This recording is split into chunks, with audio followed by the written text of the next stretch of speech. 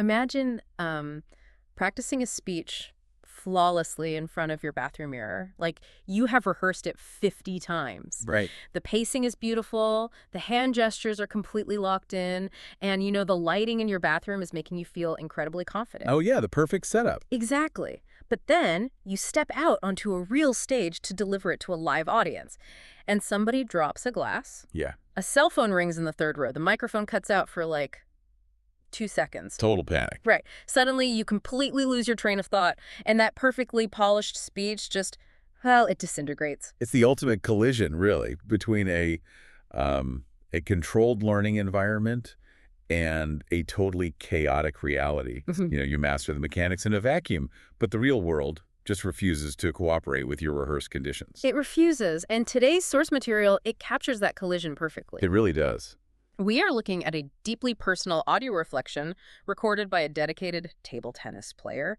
They hit record right after a particularly frustrating, just eye-opening match with friends on a Wednesday night at Lac Crabang Park. Yeah, fresh off the court. Exactly. So our mission today, for you listening, is to explore this exact universal gap. The maddening disconnect between practicing a skill in isolation and trying to actually execute it when the world gets unpredictable. And what makes this audio log so valuable is the real-time processing. Yeah. Like, this isn't a retrospective written months later, right? Yeah. It is the raw internal monologue of a learner who just hit a wall. A massive wall. Yeah, they thought they were prepared, they put in the hours. Yeah. But transitioning from those drills to a live game, it just broke their system. Mm-hmm. And they're trying to figure out why, mechanically and psychologically everything fell apart. Let's look at how they built that system in the first place, because this player is not casual. Not at all. Their practice routine is incredibly rigid, very specific. They usually play alone, or they do like highly controlled drills with a partner. Right, highly controlled. Yeah, they focus intensely on isolated mechanics. So, drilling the backhand over and over until the angle is flawless, then doing the exact same thing for the forehand. Perfecting the topspin. Perfecting the topspin, working on very basic, repetitive movement and positioning. Because they are operating in a constant environment. Mm-hmm. In a drill, the variables are, well, they're deliberately locked down. Yeah. The ball comes at the exact same speed, it lands on the exact same square inch of the table, and it carries the exact same spin. So your brain doesn't have to process what is happening. It just knows. Exactly. Yeah. It only has to focus on executing your own bodily movements. So the cognitive load is almost entirely on your own arm and your own feet. Yeah, the internal stuff. Right. So our player masters this flight simulator. Their technique looks textbook. But then comes Wednesday. Wednesday at the park. They head to Lac Crabang Park to play an actual game with friends, expecting all those hours of isolated drills to translate into, total domination. But human beings playing a casual competitive game, they don't behave like a calibrated ball machine. No, not even close. The player tries to deploy these beautiful textbook forehands and backhands, and their performance just tanks. Completely falls apart. Yeah, they are missing shots, they are out of position, and the whole foundation crumbles. And in the audio log, they note the immediate culprit. Their friends' shots were highly variable. Right. They were erratic, unpredictable, and constantly changing speed and depth. Because when you move from a constant environment to a dynamic one, the cognitive load completely flips. It totally shifts. Yeah. In the park, the player suddenly has to spend like 80% of their mental energy just recognizing the incoming variables. Oh, wow. Right. They have to read the angle of their friend's paddle, track the spin of the ball, calculate its trajectory, and do all of this in a fraction of a second. That is a lot of math for the brain to do. It is. And by the time their brain finishes all that math, it's too late to execute that perfect mechanical stroke they practiced in the vacuum. Okay, let's unpack this. Because the reaction to this failure is what really sets this source material apart. It's fascinating. Usually when we are losing, human nature dictates panic, right? The survival instinct kicks in. If your fancy topspin technique is too slow to deal with a chaotic shot, you just throw the textbook out the window. Oh, absolutely. You just want to survive the moment, so you poke the ball, you wildly swing at it, like you do whatever it takes just to get it back over the net and avoid losing the point. What's fascinating here is that the focus normally shrinks down from the long-term process of playing well to the immediate outcome of just not losing right now. Exactly. But our player, they stubbornly refused to do that. They actively ignored the outcome. It's hard to do. really hard. They didn't care if they looked foolish or lost the rally. Instead of compromising, they doubled down on their process. Specifically, they focused entirely on their movement before they ever hit the ball. Right, because they are relying on a very specific four-step framework they've built for their table tennis game. Right. Step 1 is prepare. Step 2, twist. Step 3, hit. And step 4, follow through. Prepare, twist, hit, follow through. And in the heat of a losing match, they refuse to skip steps 1 and 2 just to get to step 3. Yeah. Wait, I'm stuck on this though. Because if sticking to those 4 steps is actively making you lose to your friends because it's too slow or too rigid for a messy game, why not just dump the technique and poke the ball over the net? I mean, it's tempting. Isn't the entire goal of playing a game with your friends to actually, win the point? Well, short term, yes. But poking the ball over the net builds a permanent ceiling on your potential. Oh, I see. The player's stubbornness here is actually a brilliant long-term strategy because they understand the mechanics of the kinetic chain. Okay, break that down for me. Let's look at how those 4 steps actually function. If step 1, the preparation, is poor, it means your feet aren't to the right place relative to the ball. And if your feet are wrong, your body is totally off balance. Exactly that. If your feet are out of position, you physically cannot execute step 2, the twist. Because you're stuck. Right. The twist relies on loading your core and your hips to generate power. If your feet are stuck, your hips lock up. You can't rotate. So to hit the ball, you are forced to use only your arm and shoulder muscles. Which means you lose all the power from your body weight and you're just like swatting at it. Yeah, you generate a low-efficiency, highly inaccurate shot. And here is the kicker. What's that? Even if you miraculously get that awkward swat over the net and win that specific point against your friend, the source notes the real danger. You are reinforcing a terrible habit. Oh, because your brain thinks it worked. Yes. Yeah. You are training your brain that skipping the preparation phase is an acceptable way to play. The player realized that watching the ball closely is the absolute biological prerequisite for finding that good preparation position. If you aren't tracking the chaos of the ball, you can't prepare your feet. And if you don't prepare your feet, the rest of the kinetic chain is dead. That is so relatable, though. I mean, think about the last time you panicked in a new software program at work or like during a tense client meeting.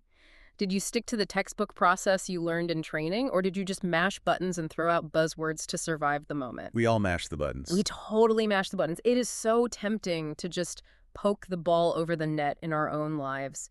We sacrifice the long-term mastery of the skill just to avoid looking incompetent in the present. It requires immense discipline to allow yourself to fail in the short term to protect the integrity of the process. You have to be willing to lose a casual game on a Wednesday night if you want to win a tournament on a Saturday morning. And because they were protecting their 4-step process so fiercely, their brain was actually freed up to notice a massive mechanical flaw. Yeah, this was a huge breakthrough for them. They weren't panicking about the score, so they were able to act as their own coach in real time. Here's where it gets really interesting. They diagnosed a critical blind spot in their movement. The audio log details a fascinating realization about planes of motion. The player noticed that their side-to-side agility, their lateral movement, was actually quite strong. They were easily shifting their weight left and right. Yeah. And that allowed them to find the rhythm for that twist step we talked about, using their core to hit without straining their arm muscles.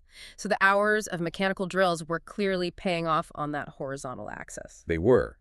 But that success masked a total absence of movement on the other axis. Forward and backward. Exactly. They realized they were almost entirely static when it came to moving closer to or further from the table. They weren't adjusting their depth at all. It is like they are a character in an old 2D video game who can only strafe left and right. Yes, that's exactly it. They are fantastic at dodging slow attacks coming from the sides, and they feel like they've mastered the game. But then a boss character attacks straight head on, and they get completely crushed because they literally do not have a backup button programmed into their controller. That visual illustrates the physics problem perfectly. Because when you play against human beings instead of a drill machine, you aren't just dealing with changes in placement. Right. You are dealing with massive fluctuations in kinetic energy. The player notes in the reflection that their friends at the park hit the ball incredibly hard. So there is a lot of force traveling toward them. A tremendous amount of force. If an opponent hits a heavy, high-speed topspin shot, that ball is carrying significant momentum. Right. If the player chooses to stand at a fixed distance from the table, if they refuse to use that backup button, they are forcing a collision at a very specific, inflexible point in space. They are essentially turning their paddle into a brick wall. A brick wall that is way too close to the point of impact. The ball crashes into the paddle before it has time to lose any of its energy. Oh, man. And because the player's position is static, that accumulated force has nowhere to go. It just violently rebounds off the rubber, completely out of the player's control, and flies out of bounds. The four-step process shatters because you physically cannot prepare and twist when a projectile is hitting you at maximum velocity. Okay, so how does moving backward actually solve that physics problem? Because it seems to me like if the ball is moving that fast, it's going to be hard to hit no matter where you stand. Well, stepping backward changes the point of impact and reflection. By physically moving away from the table, you give the ball more physical distance to travel. Okay. And as it travels that extra distance, air resistance and gravity begin to act on it. It loses a fraction of its momentum. Ah, I get it. You are extending the runway. You are extending the runway. That extra fraction of a second allows you to absorb some of that force rather than just blocking it. By the time the ball reaches your paddle a step or two back, it has slowed down just enough to drop into your optimal strike zone. So then you have the time to do your steps. Exactly. Now you have the time to execute your twist and hit steps with control. It's such a great example of metacognition. Like, they aren't just playing the game. They are actively troubleshooting their own biomechanics mid-rally. Yeah, it's impressive. They realized their flawless left-to-right technique was utterly useless if they couldn't adjust their depth to handle the variable speed of real-world shots. They just hadn't trained their brain to recognize depth as a variable they were allowed to control. Because in their drills, depth was never an issue. Right. The ball machine always shot the ball to the exact same depth. The environment did the work for them. Which takes the player to the ultimate conclusion of their audio reflection. They zoom out from the specific mechanics of footwork and paddle angles, and they evaluate their entire learning philosophy. Yeah, the big picture. They come to terms with the fact that practicing in a vacuum means everything is far too fixed. But playing real matches means things are entirely unfixed and overwhelming. They recognize that neither extreme alone will lead to mastery. Like, if you only drill, you become a robot who malfunctions at the slightest breeze. Yeah. But if you only play chaotic matches, you build sloppy habits and hit a skill ceiling because you never refine your underlying mechanics. So the player makes a resolution. They determine that true improvement requires finding a balance between isolated skill practice and real-world application. And they promise to keep tracking their development to see if this new mindset actually works. Right. So, let me ask you, how do we actually do that? How do we strike that balance? Because we clearly need the constant controlled environment to build the muscle memory of prepare, twist, hit, follow through. Absolutely. We need the safety of the bathroom mirror. Yeah. But we also desperately need the chaotic environment to learn how to deal with the cell phone ringing or the hard shot coming straight at us. If we connect this to the bigger picture, the goal isn't to split your time 50-50 between robotic drills and wild matches. The goal is to consciously, deliberately inject elements of real-world chaos into your perfectly controlled practice routines. Okay, how so? You have to move away from what psychologists call blocked practice and move toward variable practice. Okay, break down the difference for us. So blocked practice is doing the same thing 50 times in a row. It is standing at the table and having your partner hit 50 identical forehands to your right side. The flight simulator. Right. You master the mechanical stroke, but you turn off the decision-making part of your brain. Variable practice, though, forces you to keep that decision-making muscle engaged. So changing it up. Exactly. Yeah. Instead of 50 identical shots, you ask your partner to hit 3 forehands, then a short drop shot, then a fast backhand, just in a random order. So you still have the relative safety of a practice session. You know, nobody is keeping score. You aren't going to lose a tournament. But you are forcing your brain to do the cognitive heavy lifting it normally only does in a real match. You are training the transition. You are forcing yourself to read the environment, recognize the chaotic variable, and then apply your rigid 4-step technique. Yeah. Knowledge and physical skills are only truly valuable when they can be recalled and applied under pressure. If you never practice under pressure, the skill doesn't really exist. So what does this all mean for you listening right now? We started this deep dive talking about a table tennis log from a park in Thailand, but the underlying mechanisms apply to whatever you are trying to master. Absolutely anything. The first major takeaway is recognizing the danger of static practice. Like, if your learning environment is too comfortable, if the variables are too controlled, you are building a flight simulator that will inevitably crash when the real world introduces friction. Secondly, you have to prioritize the process over short-term outcomes. Let yourself fail in a dynamic environment if it means protecting your core framework. Don't poke the ball. Don't poke the ball. Yeah. Don't compromise your 4 steps, whatever they are for your profession, just to survive a stressful moment. And finally, mastering a skill means mastering your forward and backward adaptability, not just your left to right routines.